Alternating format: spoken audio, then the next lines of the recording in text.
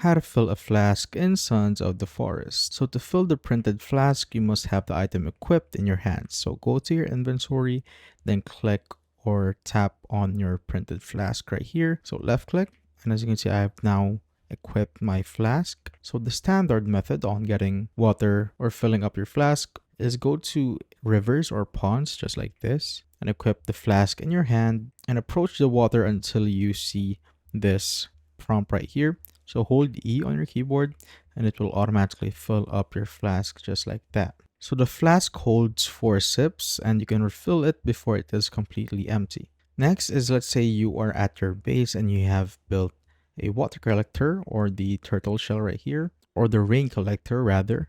So you just simply need to go close to it and there should be a prompt same as this one to collect water. Just do note that the flask does not filter water, it just holds it. So if ever you have dirty water in your flask, you will take minor health damage if you drink from it. Now if you want clean water, you simply need to have a cooking pot and a fire, and place your cooking pot in the fire. And once you've boiled it, as you can see, I can now get the water from there, just like that. And you basically now have clean water. And that is how you fill a flask in Sons of the Forest.